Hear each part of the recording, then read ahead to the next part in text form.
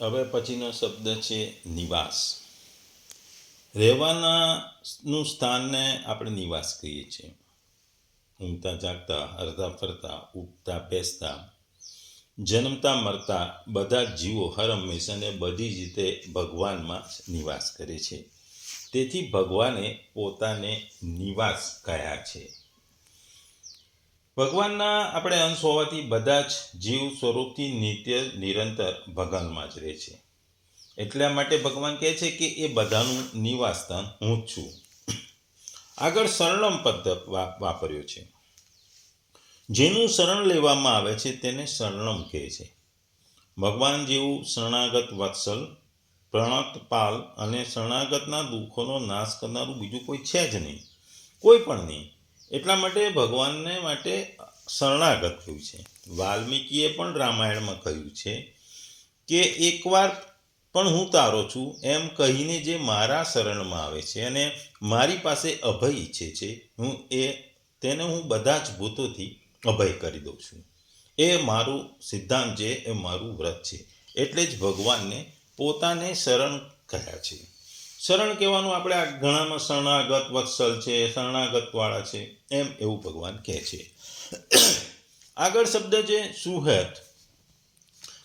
પ્રત્યુત્કારની અપેક્ષા વિના જ અહેતુ સ્વાભાવિક હિત ઈચ્છનાર અને કરનાર દયાળુ અને પ્રેમી જનને સુહેત કહે છે.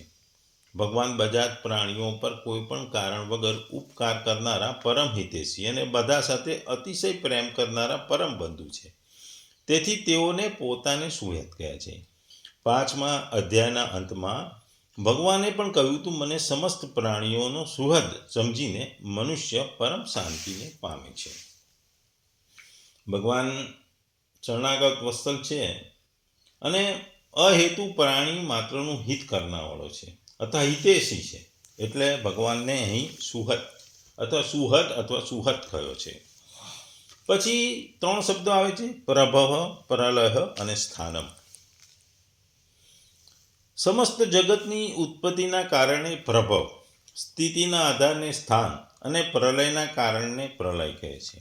આ સમસ્ત જગતની ઉત્પત્તિ, સ્થિતિ અને પ્રલય ભગવાનના સંકલ્પ માત્રથી થાય છે. તેથી તેઓને પોતાને પ્રભવ, પ્રલય અને સ્થાન કહે છે.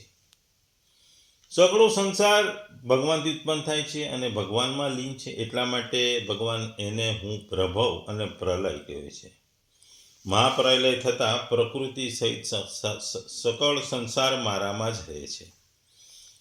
એટલે ભગવાન આ સ્થાનમ શબ્દ વાપર્યો છે કે ભાઈ મહાપ્રલય થાય પછી પણ આખી પ્રકૃતિનો સંસાર મારામાં જ રહે છે. એટલા માટે હું સંસારનું સ્થાન છું. આગળ ભગવાને શબ્દ વાપર્યો છે નિધાનમ. જેમ કોઈ વસ્તુ ઘણા સમય માટે રાખવામાં આવે તેને નિધાન કહે છે. મહાપ્રલયમાં બધા જ પ્રાણીઓ સહિત અવ્યક્ત પ્રકૃતિ ભગવાનના જ કોઈ એક અંશમાં ધરોહર રૂપે લાંબા સમય સુધી અક્રિય અવસ્થામાં રહે છે. તેથી જ ભગવાનને નિધાન કહે છે. સંસાર ચાહે સર્ગ અવસ્થા હોય, ચાહે પ્રલય અવસ્થા હોય, આ બધી જ અવસ્થાઓમાં પ્રકૃતિ, સંસાર, જીવ તથા જે કંઈ જોવા, સાંભળવા અને જાણવામાં આવે છે એ સગળું ભગવાનમાં રહે છે. એટલા માટે ભગવાને નિધાનમ શબ્દ વાપર્યો છે. આગળ અવયવ વિશેષણની સાથે બીજમ પદ વાપરવામાં આવ્યું છે. જેનો ક્યારેય નાશ નથી થતો તેને અવ્યય કહે છે. ભગવાન સમસ્ત ચરાચર ભૂત પ્રાણીઓના અવિનાશી કારણ છે. બધાની ઉત્પત્તિ એમનાથી થાય છે. તેઓ સૌનો પરમ આધાર છે. તેથી ભગવાન અવયવ બીજ છે. 7મા અધ્યાયના 10મા શ્લોકમાં તેઓને સનાતન બીજ અને 10મા અધ્યાયના 39મા શ્લોકમાં પણ બધા ભૂતોના બીજ કહેવામાં આવ્યા છે. સાંસારિક બીજ તો વૃક્ષથી પેદા થાય છે અને વૃક્ષને પેદા કરી નષ્ટ થઈ જાય છે. પરંતુ આ બંને દોષમાં નથી. હું અનાદિ છું અર્થાત પેદા થવાવાળો નથી. અનંત સૃષ્ટિઓ પેદા કરીને પણ જેવો છું તેવો જ રહું છું. એટલા માટે હું અવયવ બીજ છું. લૌકિક બીજથી તો ખેતી પેદા થાય છે, પરંતુ ભગવાન રૂપી અલૌકિક બીજ ઉત્પન્ન થતું નથી. તેથી ભગવાને 7મા અધ્યાયને પોતાને સનાતન બીજ કહ્યા. બીજમાં સર્વભૂતાનમ વિધિપાત સનાતનમ. હવે ભગવાન અહીં પોતાને અવયવ બીજ કહે છે. બીજમ અવયવમ, કારણ કે લૌકિક બીજ તો અંકુર પેદા કરી નષ્ટ થઈ જાય છે, પરંતુ ભગવાન રૂપી અલૌકિક બીજ અનંત બ્રહ્માંડો પેદા કરવા છતાં એમનું એમ રહે છે. તેમાં કિંચિત માત્ર પણ વિકાર થતો નથી. મતલબ એ છે કે ભગવાન સંપૂર્ણ જગતમાં આદિમાં પણ રહે છે, અંતમાં પણ રહે છે. જે આદિ અને અંતમાં રહે છે તે વર્તમાનમાં તો રહે છે, આ સિદ્ધાંત છે. જેમ અનેક પ્રકારની વસ્તુઓ માટીમાંથી પેદા થાય છે, માટીમાં જ રહે છે અને છેવટે માટીમાં ભળી જાય છે, આ જ પ્રમાણે સંસારના જેટલા પણ બીજ છે એ બધા ભગવાનથી પેદા થાય છે, ભગવાનમાં રહે છે અને અંતમાં ભગવાનમાં લીન થઈ જાય છે.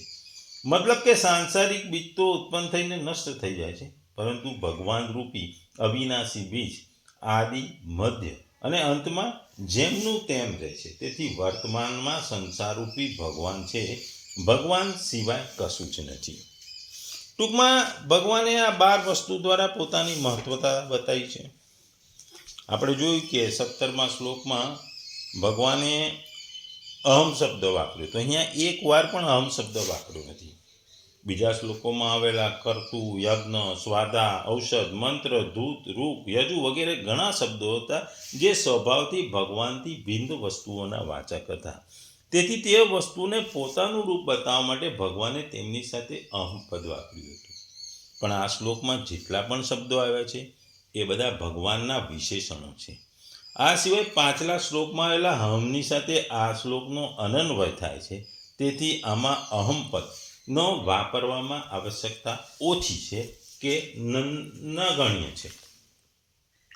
ટૂંકમાં ભગવાન અહીં 12 વસ્તુઓના વિશેષણ દ્વારા પોતે જ સૃષ્ટિના કર્તા હર્તા છે એવું જણાવી રહ્યા છે.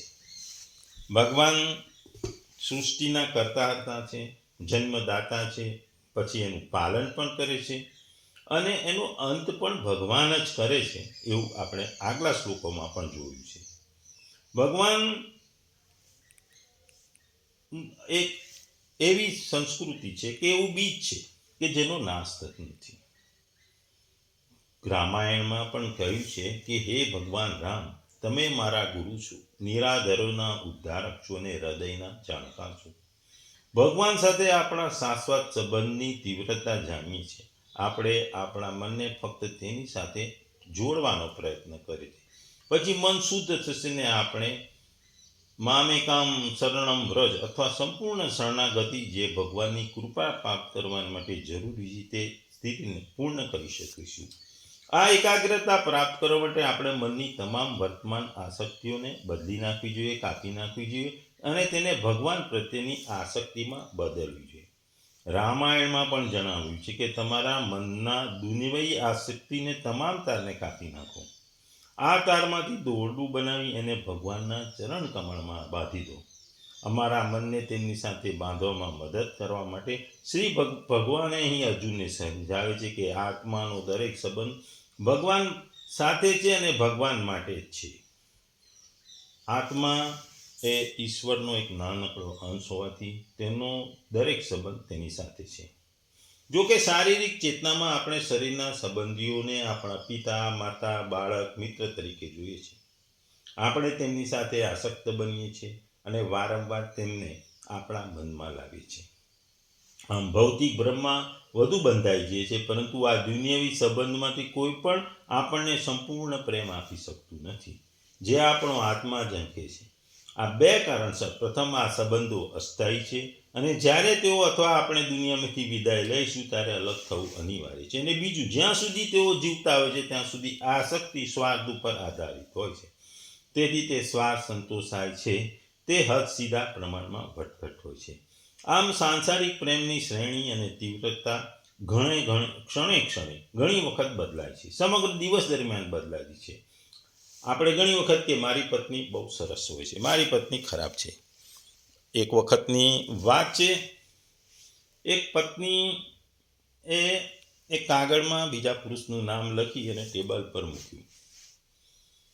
થોડી વારમાં એનો પતિ આવ્યો, ચા પીવા માટે ટેબલ પર બેઠો. એણે ચિઠ્ઠી જોઈ, એણે એના પત્નીના અક્ષર જોઈ લીધા અને બીજા પુરુષનું નામ એમાં લખેલું હતું.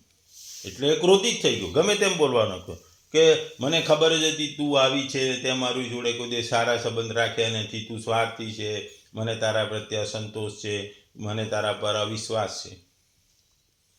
આવું બધું બોલતો રહ્યો તો એટલામાં એની માં આવી. એની માને પણ એ કહેવા લાગી કે જો આ કેવી છે, આમ છે, તેમ છે. માએ ધીરે રહીને એના બાળકને કીધું કે બેટા આજે તો કઈ તારીખ છે, જો તું કેલેન્ડરમાં. તો કેલેન્ડરમાં એને જોયું તો 1 એપ્રિલ હતી. એટલે એની માતાએ કીધું કે તને એપ્રિલ ફૂલ બનાવે છે તારી પત્ની. આ વાત સાંભળી અને એ પત્ની પતિનો અભિપ્રાય બદલાવ કે ના ના તું તો સારી જ છું, તો આમ છે, આ તો મારી ભૂલ થઈ ગઈ. એટલે માણસ સ્વાર્થી છે. માણસ સ્વાર્થ સિદ્ધિનું એક અંગ છે.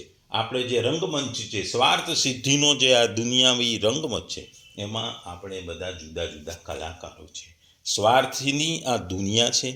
આ સ્વાર્થની દુનિયામાંથી બહાર નીકળવા માટે આત્માને ભગવાનમાં કેળવવું પડે, ભગવાન માટે જ રહેવું પડે.